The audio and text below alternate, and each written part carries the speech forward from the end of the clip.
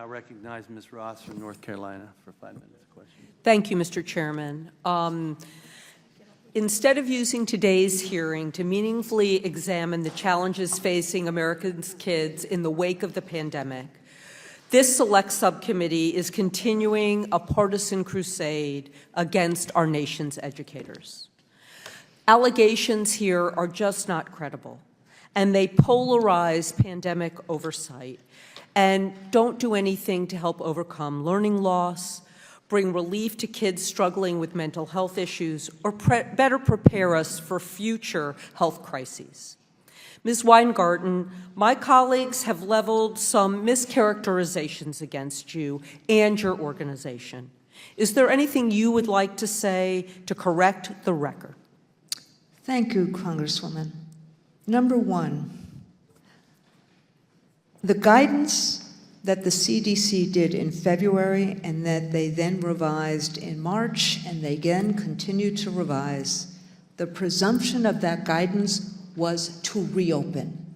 There was not a presumption to close. The presumption was to reopen with those safeguards. And what has happened in a lot of places, and that's why I raised the Cuomo Commission, because that was the only commission that I served on personally, was that there were ways of trying to have this layered mitigation, which is why schools had a lower transmission rate than communities. That's what we saw in the Wisconsin study. That's what we saw in the Massachusetts study. That's what we saw in San Antonio. That's what we saw in New York City when it had surveillance testing. We were trying to see what was an invisible disease and where people were still getting hurt and killed.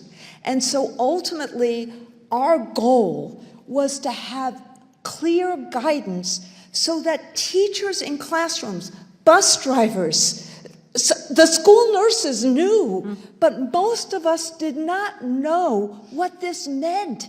And we needed clear guidance from the scientists that we could follow, because what we also saw, and I'll stop here, is that the more people we got back into school, the more they were comfortable doing it.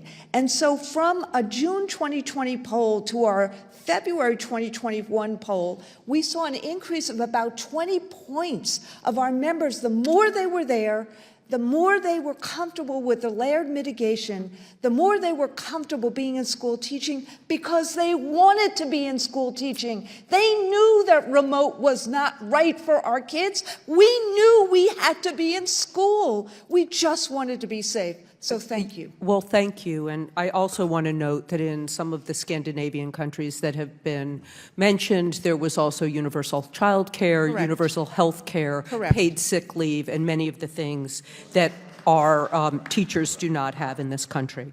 I'd like to enter into the record a letter the Select Committee received from the Leadership Conference on Civil and Human Rights condemning today's hearing and the efforts to smear Ms. Weingarten while ignoring the real challenges that are facing post-pandemic, Mr. Chairman. Thank you. This hearing has been way too partisan under the guise of protecting children.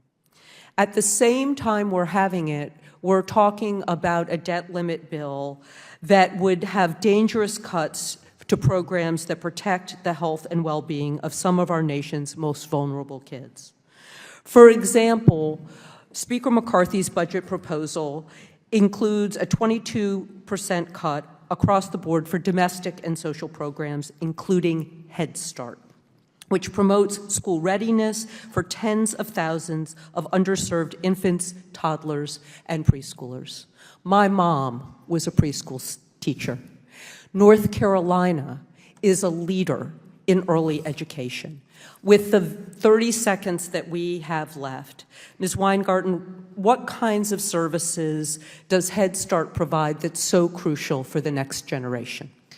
A child's separate and apart from the custodial issues that are so important when so many women are going to work, separate from that, development of kids Kids' minds are so nimble when they're 3, 4, and 5 years old. And what Head Start does is Head Start helps create that development and helps create confidence for kids to be able to actually make those connections and start applying knowledge and being confident about themselves and their well-being. Thank you, Mr. Chairman. I yield back.